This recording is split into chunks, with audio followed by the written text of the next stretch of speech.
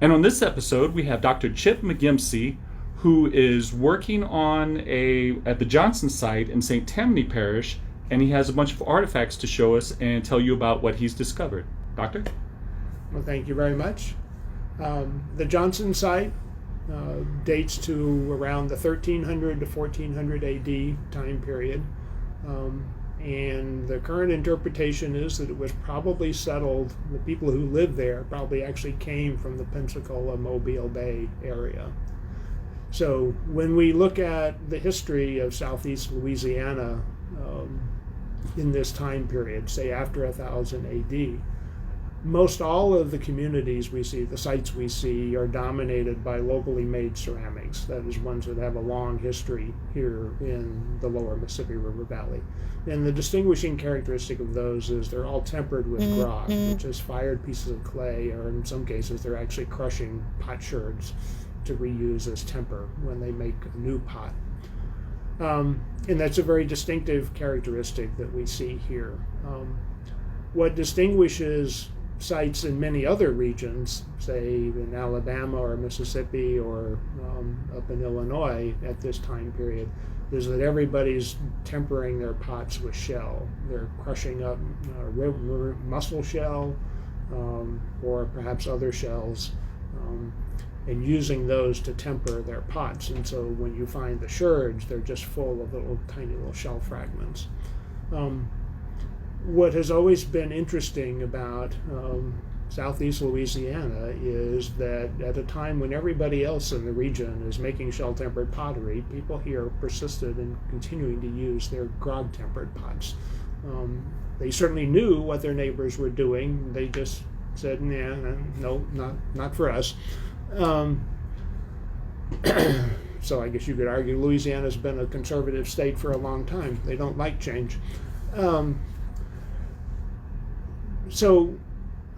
And in this interval after 1000 AD in southeast Louisiana, what we see is primarily sites where the majority of ceramics are tempered with grog, but there'll be a few, maybe 5%, less than 10% of the artifacts at these sites will be shell tempered. And so that suggests that there is contact, that people are probably traveling in canoes along the coast and exchanging ideas, maybe exchanging pots, maybe exchanging brides who know how to make pots. And so we see a scattering of this shell-tempered pottery and designs from the east showing up here. What makes the Johnson site of considerable interest to us is all of the pottery is shell-tempered, 100% of it. There's no other site that I know of in southeast Louisiana right now that has that characteristics. Equally important, the majority, probably at least 50% of the design motifs clearly reflect an Eastern influence, Pensacola Bay, Mobile Bay area. And this is shown not only in terms of what the design is, but what particular kinds of shell they're using to temper their pots. And I don't know that I would be able to show you the difference, but if you take a mussel shell and you heat it up, burn it essentially, you can then literally crush it in your hands. But if you've ever seen a mussel shell, it breaks into tiny little flakes, very thin laminar pieces, and that's what people traditionally use to temper their pots. But people in the Mobile Bay area were burning a different kind of shell. We're not sure which. Might be oyster, might be rangia. And when they crush it, it doesn't fall into thin little flakes. It becomes a very blocky, angular thing. And this is a kind of tempering treatment which appears to be unique to the Pensacola, Mobile Bay area. And it is something that shows up in about 25% of the pottery at the Johnson site.